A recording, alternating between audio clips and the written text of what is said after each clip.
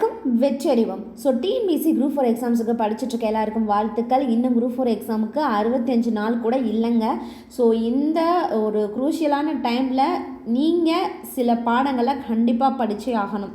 நீங்கள் என்ன ப்ரிப்பரேஷனில் இருக்கீங்க, என்ன ஸ்டேஜில் இருக்கீங்க அப்படிங்கிறத மென்ஷன் பண்ணுங்கள். தமிழ் முடிச்சிருக்கேன், ஜிஎஸ் முடிச்சிருக்கேன், இல்லை ரிவிஷன் பண்ணிட்டுருக்கேன் அப்படிங்கிறவங்க கமெண்ட் பாக்ஸில் மென்ஷன் பண்ணுங்கள். இல்லை நான் இப்போ தான் புக் எல்லாமே ரெடி பண்ணி இனிமேல் தான் படிக்க போகிறேன் அப்படிங்கிறவங்கள கமெண்ட் பாக்ஸில் மென்ஷன் பண்ணுங்கள். ஸோ நான் இந்த வீடியோவில் நம்ம பார்க்க போகிறது என்னென்னு பார்த்தீங்கன்னா டாப் 25 ஜிகே லெசன்ஸ் அப்படிங்கிறத மட்டும் தான் பார்க்க போகிறோம். நீங்கள் ஆல்ரெடி படித்து முடிச்சிட்டிங்கன்னா இந்த 25 லெசன்ஸில் இருக்கிறத நீங்கள் ஃபஸ்ட்டு பார்த்துட்டிங்களா அப்படின்னு பார்க்கணும். சரிங்களா? இந்த 25 லெசன்ஸ் படிச்சிட்டிங்களா அப்படிங்கிறது கண்டிப்பாக நீங்கள் செக் பண்ணியே ஆகணும். இல்லை படிக்க போகிறீங்கன்னா இந்த 25 லெசன்ஸை ஃபஸ்ட்டு படிச்சிடுங்க. ஏன்னா இது ரொம்ப ரொம்ப முக்கியமான லெசன்ஸ். ஸோ இதை நீங்கள் கண்டிப்பாக படித்து முடிச்சிருக்கணும்.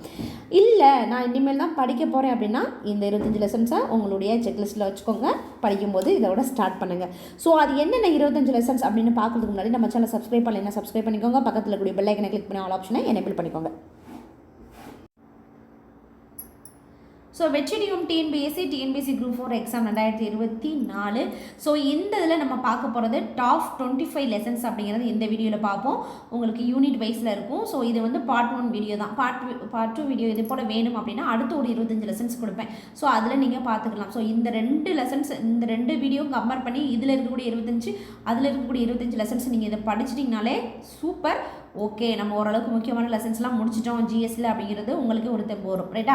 ஸோ அதில் ஃபஸ்ட்டு நம்ம பார்க்கக்கூடிய சாப்டர் என்னென்னு பார்த்தீங்கன்னா, ஒரு தலைப்பு என்னென்னு பார்த்தீங்கன்னா யூனிட் 8. ஸோ யூனிட் 8 அப்படிங்கிறது குரூப் 1 இருக்கட்டும், குரூப் 2 இருக்கட்டும், குரூப் 4 இருக்கட்டும், எந்த எக்ஸாமாக இருக்கட்டும் டிஎன்பிஎஸ்சியில் அதிகமாக கேள்விகள் வரக்கூடிய பகுதி அப்படின்னு பார்த்தீங்கன்னா அது யூனிட் 8.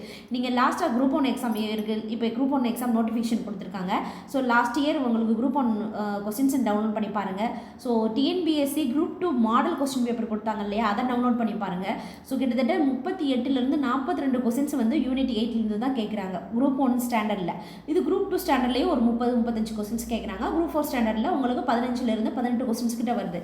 அப்போது அதிகமாக முக்கியத்துவம் கொடுக்க வேண்டியது ஜிஎஸ்சில் மேக்ஸுக்கு அப்புறம் அதிக முக்கியத்துவம் கொடுக்க வேண்டிய பகுதி என்னென்னா யூனிட் 8. அந்த யூனிட்டில் ஒரு இம்பார்ட்டண்டான ஒரு 7 லெசன்ஸ் சொல்ல போகிறேன். இந்த 7 லெசன்ஸை நீங்கள் படிச்சிருந்தீங்கன்னா சூப்பர். படிக்க போகிறீங்க அப்படின்னா தயவு செஞ்சு படித்து முடிச்சிடுங்க. சரிங்களா? அதில் ஃபஸ்ட்டு பார்க்கக்கூடிய சாப்டர் என்னென்னு பார்த்தீங்கன்னா தமிழ்நாடு சங்ககாலம் அப்படின்னு இருக்கக்கூடிய சாப்டர். ஸோ தமிழ்நாடு சங்ககாலம் அப்படின்னா சங்ககாலத்தில் இருக்கக்கூடிய அந்த கல்வெட்டுகள் இதெல்லாம் 6th இருக்குது. 6th இந்த சாப்டர் உங்களுக்கு இருக்கும், நீங்கள் படிச்சுக்கலாம். சங்ககாலத்தில் இருந்த சேரச்சோழ பாண்டியர்களை பற்றி உங்களுக்கு இருக்கும், அதை நீங்கள் பார்த்துக்கலாம். ஓகேங்களா? சங்ககாலத்தை பற்றிய குறிப்பீடுகள், கல்வெட்டுகள் எங்கெல்லாம் கிடைக்குது அப்படிங்கிறது இருக்கும். சரிங்களா? அதை பார்த்துக்கோங்க. அடுத்தது 2வது தலைப்பு என்னென்னு பார்த்தீங்கன்னா 2வது சாப்டர் தமிழகத்தின் பண்டைய நகரங்கள். இதில் தான் உங்களுக்கு சேரர்கள் இப்போ ஒவ்வொரு இது இருக்கும். மதுரையை பற்றி, பூம்புகாரை பற்றி, காஞ்சியை பற்றி, கல்விச்சாலைகள் இருந்தது காஞ்சி அப்படின்ற மாதிரிலாம் இருக்கும். கோயில்களின் நகரம் அப்படின்லாம் சொல்ல, ஏரிகளின் நகரம் அப்படின்லாம் இருக்கு இல்லையா? ஸோ தமிழகத்தின் பண்டைய நகரங்கள் இதுவும் உங்களுக்கு 6th தான் இருக்குது. ரொம்ப ரொம்ப இம்பார்ட்டன்ட் சாப்டர். யூனிட் 8க்கு நீங்கள் படிச்சுக்கணும். 3வதாக படிக்கப்படுறது தமிழகத்தின் கலை மற்றும் கட்டிடக்கலை. ஸோ இந்த கலை மற்றும் கட்டிடக்கலையில் கண்டிப்பாக கேட்பாங்க நகரப்பாணிகள் என்ன, திராவிட பாணிகள் என்ன, பசரா பாணிகள்னால் என்ன அப்படிங்கிற மாதிரி ஒரு கொஸ்டின்ஸ் வந்து வரதுக்கு வாய்ப்புகள் இருக்குது. நீங்கள் பார்த்துக்கணும். சரிங்களா? நகரபாணினா அது வந்து எந்த பகுதியை இருக்கிறது, திராவிட பாணினா சவுத் இந்தியன் அந்த கட்டிடக்கலை அந்த இதை சொல்லுவாங்க. சரிங்களா? ஸோ அடுத்தது பார்த்தோம் அப்படின்னு பார்த்தீங்கன்னா விடுதலை போராட்டத்தை தமிழகத்தின் பங்கு அப்படின்னு சொல்லிட்டு ஒரு சாப்டர் இருக்குது. எங்கே இருக்குது அப்படின்னு பார்த்தீங்கன்னா 10th சோசியல் சயின்ஸில் இருக்கக்கூடிய 9th சாப்டர். ஸோ விடுதலை போராட்டத்தை தமிழகத்தின் பங்கு அப்படின்னா இதில் தான் எல்லாமே வரும். கிட்டத்தட்ட யூனிட் 8ல் இருக்கக்கூடிய சிலபஸ் டாப்பிக்கே இது இருக்குது. சரிங்களா? ஸோ அந்த சாப்டர் படிச்சிங்க அப்படின்னா அந்த டாப்பிக்கே முடிஞ்ச மாதிரி. கிட்டத்தட்ட அதில் சுதேசி இயக்கம் எப்படி நம்ம தமிழகத்தில் வந்துச்சு, அதுக்கு யார் வஉசி வந்து இது பண்ணியிருப்பாங்க. முதலில் தமிழில் பிரச்சாரம் வந்து ஸ்டார்ட் பண்ணது சுதேசி இயக்கத்திலேருந்து தான். ஸோ அதிலேருந்து ஸ்டார்ட் பண்ணி விடுதலை எப்படி நமக்கு கிடச்சிச்சு, அதுக்கு பிறகு என்னென்ன மாற்றங்கள்லாம் வந்துச்சு எல்லாமே இந்த இதில் வந்துடும். ஸோ இதில் தான் உங்களுக்கு பெரியார், அண்ணா இது எல்லாருமே வருவாங்க. சரிங்களா? ஸோ விடுதலை போராட்டத்தில் தமிழகத்தின் பங்கு ரொம்ப ரொம்ப முக்கியமான ஒரு சாப்டர், படித்து வச்சுக்கோங்க. அடுத்த முக்கியமான சாப்டர் ஆங்கிலேயருக்கு எதிரான தொடக்ககால கிளர்ச்சிகள். 10th சோசியல் சயின்ஸில் இருக்கக்கூடிய 6th சாப்டர்லேயே இருக்குது. 8th உங்களுக்கு இந்த சாப்டர் இருக்குது. 11th ஹிஸ்ட்ரி 2nd வால்யூம்லையும் இந்த சாப்டர் இருக்குது. ஸோ இதில் தான் பாளையம்னா என்ன, பாளையக்காரர் புரட்சினா என்ன, புலித்தேவர், மருது சகோதரர்கள், வேலுநாச்சியார்கள், தீரன் சின்னமலை, அதன் பிறகு வீரபாண்டிய கட்டபொம்மன், இவங்களை பற்றிலாம் நம்ம பார்ப்போம். சரிங்களா? ரொம்ப முக்கியமான ஒரு சாப்டர். அடுத்த தமிழகத்தில் 19-20ஆம் நூற்றாண்டு தமிழகத்தில் தோன்றிய சமூக சீர்திருத்த இயக்கங்கள் அப்படின்னு சொல்லி ஒரு தலைப்பு இருக்கும். இது யூனிட் 8ல் ஒரு உங்களுக்கு ஒரு சிலபஸ் தலைப்பாகவே இருக்குது. இதுக்கு நீங்கள் 10th சோசியல் சயின்ஸில் இருக்கக்கூடிய 10th சாப்டர் படிக்க போகணும். ஸோ இந்த 4வது சாப்டர், இந்த 6வது சாப்டர் ரொம்ப ரொம்ப முக்கியங்க. நான் இதில் மென்ஷன் பண்ணியிருக்கக்கூடிய 4, 6 ரொம்ப ரொம்ப முக்கியம். இதை நீங்கள் படிச்சிட்டிங்கனாலே உங்களுக்கு ஒரு சிலபஸ் முடிஞ்ச மாதிரி. ஸோ தயவு செஞ்சு இந்த பாடத்தை நீங்கள் படிக்கலை அப்படின்னா படிச்சிருங்க. படிச்சிட்டிங்கன்னா சூப்பர் ரிவிஷன் பண்ணிடுங்க. அடுத்தது 7வது சாப்டர் என்னன்னா தமிழகத்தில் அரசியல் வளர்ச்சி அப்படின்னு சொல்லிட்டு ஒரு 11th பொலிட்டிக்கல் சயின்ஸ்லேருந்து ஒரு சாப்டர் வருங்க. அதை நீங்கள் பார்த்துக்கணும்.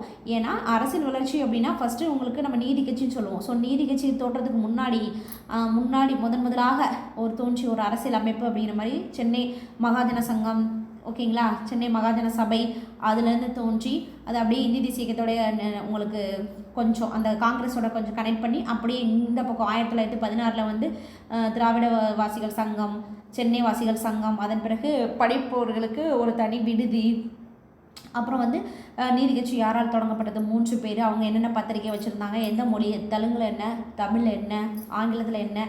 ஸோ ஆங்கிலத்தில் அந்த பேர் தான் பத்திரிக்கையின் பேர் தான் ஜஸ்டிஸு. அதனால தான் அந்த பேருக்கு அந்த பார்ட்டிக்கு பேரே ஜஸ்டிஸ் பார்ட்டி அப்படின்னா சொன்னாங்க. ஜஸ்டிஸ் பார்ட்டியில் வந்த முதலமைச்சர்கள்லாம் எத்தனை பேர், என்னென்ன வருஷம் வந்தாங்க, 1921 வாக்களிக்கக்கூடிய உரிமை, பெண்களுக்கு வாக்களிக்கக்கூடிய உரிமை கொடுத்தது இந்த நீதி கட்சியில் தான். அது எந்த வருஷம், அண்ணா பல்கலைக்கழகம், அண்ணாமலை பல்கலைக்கழகம், அதன்படி டிஎன்பிஎஸ்சி எந்த வருஷம் தொடங்கப்பட்டது, அது ரொம்ப முக்கியம். அதெல்லாம் உங்களுக்கு பொறுத்துக்களை கேட்பாங்க. ஸோ நல்ல சாப்டர் படித்து வச்சுக்கோங்க, சரிங்களா. ஸோ இதுதான் யூனிட் 8 நீங்கள் படிக்க வேண்டிய முக்கியமான டாப் 7 சாப்டர்ஸ் அப்படின்னு நம்ம சொல்லலாம். அடுத்ததாக இந்தியன் பாலிட்டி. யூனிட் 8க்கு அப்புறம் அதிக முக்கியத்துவம் கொடுக்க வேண்டிய ஒரு சப்ஜெக்ட் அப்படின்னு பார்த்தீங்கன்னா அது இந்தியன் பாலிட்டி. ஸோ அதில் நீங்கள் ஃபஸ்ட்டு பார்க்க வேண்டியது இந்திய அரசியலமைப்பு. ஸோ இந்திய அரசியலமைப்பு அப்படின்றது இது 10th நீங்கள் படிக்க போகிறீங்க. ஸோ 10th இந்திய அரசியலமைப்பு அது படித்தாலே போதுமானது. இதனுடைய ரொம்ப பேசிக் வந்து உங்களுக்கு 6th இருக்குது, அதனுடைய அட்வான்ஸ் வந்து 10th இருக்குது. இந்த 10th advanced version of chapter வந்து உங்களுக்கு 12th பொலிட்டிக்கல் சயின்ஸில் இருக்குது. அதன் பிறகு மத்திய அரசுன்னு ஒரு சாப்டர் இதுக்கு 10th இருக்குது, அதை படித்தாலே போதுமானது. மாநில அரசு ரொம்ப அதுவும் 10th இருக்குது. அதன் பிறகு தேர்தல் அப்படின்னு சொல்லிட்டு ஒரு சப்ஜெக்ட் இருக்கும். ஸோ தேர்தல்னு ஒரு பாடம், இது வந்து உங்களுக்கு 9th இருக்கும். அதன் பிறகு 12th இருக்குது. நீங்கள் அதை பார்த்துக்கோங்க, சரிண்ணா. ஏன்னா இப்போ நமக்கு தேர்தல் நடந்துட்டு இருக்கு இல்லையா, கண்டிப்பாக கேட்பாங்க. மின்னணு வாக்கு இயந்திரம் எந்த வருடம் உங்களுக்கு பயன்படுத்தப்பட்டது, நோட்டா, அதனுடைய எக்ஸ்ப்ளனேஷன், இதெல்லாம் கண்டிப்பாக வரும். ஸோ பார்த்துக்கோங்க. அதன் பிறகு பெண்களுக்கு அதிகாரம் அளித்தல் 9th சோசியல் சயின்ஸ் புத்தகத்தில் இருக்குது, இதையும் நீங்கள் பார்த்துக்கோங்க. இது ரொம்ப அந்த 5 சாப்டர்ஸ் அப்படிங்கிறது ரொம்ப ரொம்ப முக்கியம். இதில் வந்து அதே போல் இந்த 5 சாப்டர் சொல்லியிருக்கேன். இதுவே இந்திய அரசியலமைப்புனா நீங்கள் 6th 10th 12th அப்படி படிச்சுக்கணும், சரிங்களா. அடுத்ததாக இந்தியன் ஹிஸ்ட்ரி. அதற்கு அடுத்த இம்பார்ட்டன்ட் கொடுக்க வேண்டியது இந்தியன் ஹிஸ்ட்ரி. ஸோ இந்தியன் ஹிஸ்ட்ரியில் வந்து நமக்கு எல்லாம் தான் படிக்கணும். சிந்து சமவெளி நாகரிகம், குப்தர்கள், டெல்லி சுல்தான்கள், முகலாயர்கள், மராத்தியர்கள், தென்னிந்திய அரசு. இதில் தென்னிந்திய அரசு அப்படிங்கிறத கொஞ்சம் இம்பார்ட்டன்ட் கொடுத்து படிச்சுக்கோங்க. நீங்கள் இது தென்னிந்திய அரசு படிச்சிட்டிங்கன்னா அது யூனிட் 8க்கும் உங்களுக்கு யூஸ்ஃபுல்லாக இருக்கும், சரிங்களா. சரி, அடுத்தது நம்ம பார்க்க போகிறது என்னென்னு பார்த்தோம்னா Indian geography. So Indian geography ரொம்ப ரொம்ப முக்கியமானது. ஸோ இந்த இந்தியன் ஜியாகிரஃபிக்கு நீங்கள் 10th ஜியாகிரஃபி படித்தாலே போதுமானது தான், சரிங்களா. ஸோ அதில் ஃபஸ்ட்டு இந்தியாவின் அமைவிடம். ஸோ இந்தியாவின் அமைவிடத்திலிருந்து கங்கையினுடைய நீளம் என்ன, 25 கிலோமீட்டர். ஸோ கேட்பாங்க, சரிங்களா.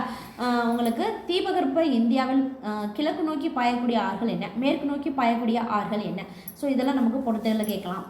அதெல்லாம் ரொம்ப முக்கியமான சாப்டர். ஸோ நிறைய முக்கியமான கொஸ்டின்ஸு நான் நேற்று கொடுத்துருக்கக்கூடிய ஒரு டிஸ்கிரிப்ஷனில் ஒரு வீடியோ கொடுக்குறேன், அந்த வீடியோ பாருங்கள். அந்த வீடியோ பார்த்தீங்கனாலே நீங்கள் ஜியாகிரஃபியில் 2 மார்க் எடுத்துடலாம்.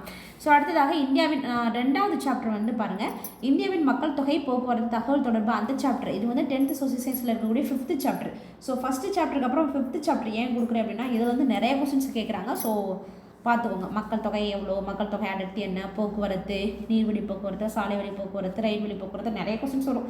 ஸோ அடுத்தது காலநிலை, இயற்கை தாவரம், 2nd சாப்டர். அதாவது நீங்கள் இந்தியன் ஜியாகிரஃபியில் இருக்கக்கூடிய ஃபஸ்ட்டு 5 சாப்டர், அதன் பிறகு 2nd வால்யூமில் இருக்கக்கூடிய தமிழகத்தின் இயற்கை பிரிவு, தமிழகத்தின் மானுட பிரிவு, இந்த 2 சாப்டரும் படிச்சிட்டிங்கன்னா இது உங்களுக்கு ஜியாகிரஃபிக்கும் யூஸ் ஆகும், யூனிட் 9க்கும் யூஸ் ஆகும், ஓகேங்களா. ஸோ பார்த்துக்கோங்க, ஓகேங்களா. ஸோ இப்போ நான் கொடுத்துருக்கிறதுலாம் உங்களுக்கு டாப் 25 லெசன்ஸ்.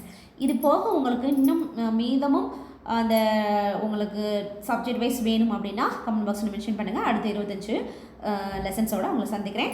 பாய், தேங்க்யூ.